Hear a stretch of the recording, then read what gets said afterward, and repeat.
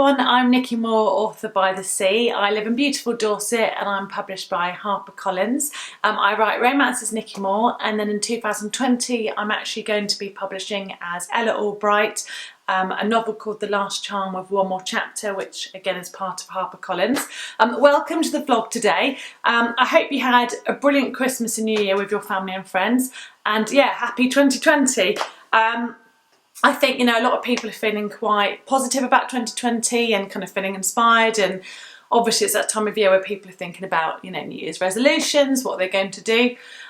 So if this is the year that you promise yourself you'll get published, or you'll do your best to try to get published, then good luck with that, and I'm here to share some of my experiences and writing tips with you. Thank you to anybody who was watching the vlog post in 2019. I think I did about 9 or 10 vlogs kind of over the autumn winter in 2019, and I've had some lovely comments, so I really appreciate that. You might notice, for those of you that have seen my vlogs before, I normally film these on a sofa with some posters up behind me which have got my Love London collection and some other some covers from some of the short stories that I have published. And today I am filming in the same room but in a slightly different place, so a visual. So today's vlog is about planning a novel.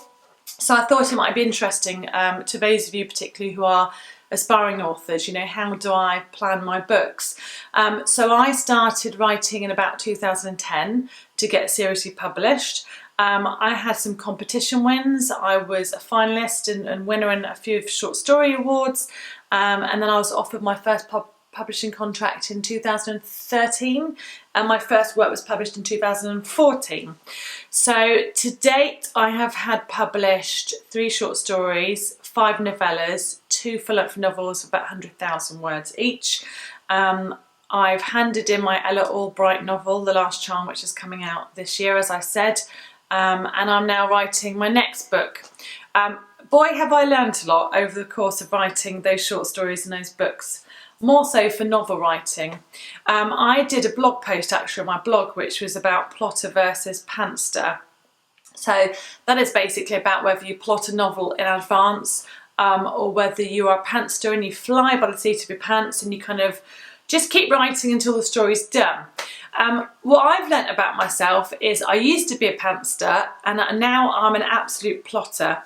And the reason that I changed the way that I wrote, particularly when I started being offered contracts and I was under deadline for novels, was because actually what I was finding was that if I wasn't plotting, I would do a couple of different things. I would write myself into a corner, and by that I mean, because I didn't know what was going to happen and I was kind of going with a more organic, well, what if this happened and what if that happened?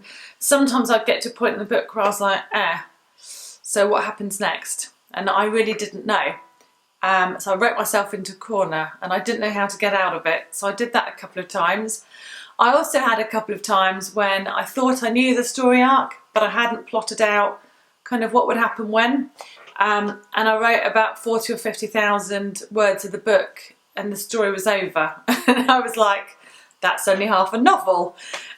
So I've learnt a bit over the last few years of writing novels, so I just thought I'd share kind of what I do now with you. When I was writing The Last Charm, which I've talked about quite openly, it took me about 2.5, 3 years to write The Last Charm. I had a number of things change in my personal life. I suffered some bereavements and that stopped me writing for about 6 months. I changed jobs several times, I moved house, I had lots going on, so it took me a bit longer to write, that novel than it normally would. But what I did have, and what really helped me in terms of getting it done, was when I had that designated writing time I'd put aside for myself, including going to retreats for you. So I go to a retreat every July and I basically, type until my fingers are nubs. And I usually manage about 25,000 words in kind of 4 days. What really helped with that is knowing exactly what was going to happen in each chapter. So with The Last Charm, I actually had a kind of 20 chapter outline. So I had a paragraph that kind of summarised each chapter. So I knew what was going to happen to the main characters, what the main plot points were going to be. And it meant I could kind of see the whole book, and I could kind of, I knew where the high and the low points were going to be. So it did mean that when I sat down to write, because I knew what was going to happen, it just came a lot easier and a lot quicker for me. What I would say is that some people think that plotting, it's going to kind of kill the creativity, it's going to kill the excitement. You're not going to be excited about writing this book anymore if you know what's going to happen. Well, I knew what was going to happen. I didn't know absolutely every single thing that each character was going to say to each other. I might know the setting, but I didn't have any of the description. I guess it was the difference between kind of strategic and operational in the HR day job. The strategic is kind of what's the overarching headline of what needs to be achieved. The operational is actually the nitty-gritty, the detail.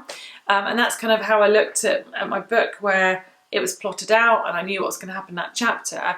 I didn't know the absolute details, so I could still get excited about it. So I did have a storyboard for that book, but this is a storyboard for my new book. So what I found really is that, and it's true both in my working life and in writing, is that I'm a visual learner. So to understand a concept, I really need to visualise it. And if people are talking me through something at work, I literally have to get some paper out and I have to draw graphs or I have to write it down. But I need something visual to kind of anchor the ideas when it comes to writing. So what I've done for the new book that I'm working on with my agent is I have this storyboard. And I thought it'd be interesting to vlog about this today, because when I posted a picture of this the other day on Facebook, people were saying, oh, that's really organised, or, what is it you've got on there? And, I write in the same way. So when it comes to planning a novel or plotting out, if you've decided you're going to try plotting, then just a few tips, I guess. And, this is a bit how I do it personally. Now, it doesn't mean it's the way for you. I really think, and I'm really passionate about the fact that writing is completely personal, and you need to find what works for you, because I could tell you about my storyboard, which I will, and you might try it and think, actually I hate this, it's just extra work I don't need to do. But for me it's really important that I have the visual. So what I have at the moment, I'm working on the first third of the book. So here I've written Act 1, but it's part 1, and I have the main highlights of actually what's going to happen and what do I need to do. So I just have some notes here about social media, about one of the main characters and what needs to happen. So when I move on to the second part of the book, then those will come down and I'll put some more post-it notes, some new ones. And by the way, my agent has seen the first third of this book and has given me some editorial advice, and therefore part of what's up here is actually what Hattie has told me about. The middle section here that I have is actually the characters. So I actually have things about each character, and so for instance with Will and Izzy, I have their date of birth and their star sign. I then have visuals in terms of what they look like as people. I have, I talk about Izzy's relationship with her mother, what do I need to think about. I think about even things like Izzy has got a piece of jewellery that's really significant for her. It came from her kind of childhood sweetheart, Luke, so that's written in there. So I have all the character bits in the middle. And actually it really helps me when I'm sat over my desk, which is just here, and I'm on my iPad with my keyboard and I'm typing, the ability to kind of turn around and just remind myself of those points, and to make sure that I'm capturing everything that I want to, for me is really powerful. And what I actually do is I kind of tick them off. So as I incorporate each point into the book, I tick off what I've done. Over here, I don't know if you can see, hopefully, I actually have, so Izzy is really big into romance films. So I've actually got post-it notes full of romance films. And then what I've got on some of these, you can see some kind of smaller writing. I've started thinking about maybe quotes from the film, that I have to think about copyright, obviously, but maybe some things that Will and Izzy are going to say to each other about these films and how it relates to their situation or one of their lives. So it's really important for me to be able to have that up so that I can kind of live and breathe, that this is one of Izzy's passions. And in fact, she's really, really sheltered as a person. And that is for several reasons, personal circumstances, her family, but also, she's so into romance films that she kind of uses them as a way to shelter from the real world. So it's really important to have that visual there. Up here, you can see maybe just one little post-it note. I've put editorial. So Hattie was basically giving me some advice and emailed me and said, cut this, cut that, cut the other. So again, I've put that up there as a reminder. And then over here is I've actually got a few post-it notes. It's actually some songs. So whenever I'm writing a book, I do have songs that I listen to that kind of get me in the mood for that genre, for the genre of the book, or the time that the book is set in. Sometimes it's songs that I actually want to include in a book or refer back to. So it's quite useful. I have kind of little piles of post-it notes dotted around the house, and as I think of things that I want to add, I kind of write it down, and then I run upstairs and I kind of put it up on the storyboard. So I find that really, really helpful. So this vlog is not about plotting a novel in terms of, you know, how many acts do you have and what does it need to include.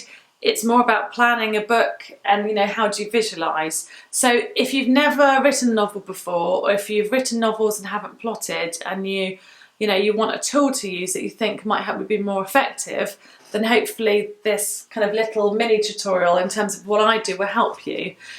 Because this gives me the confidence that I can see my story, I know what kind of needs to happen, and I've incorporated all of it.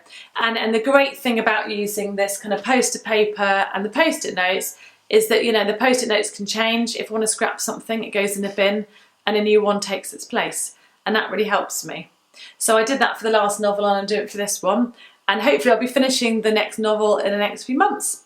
So I hope that's helped. Thank you so much for watching today. Thank you for supporting me. You know, if you've enjoyed this vlog, please subscribe to my channel. Please like, please, you know, share on Facebook and Twitter. I really appreciate it.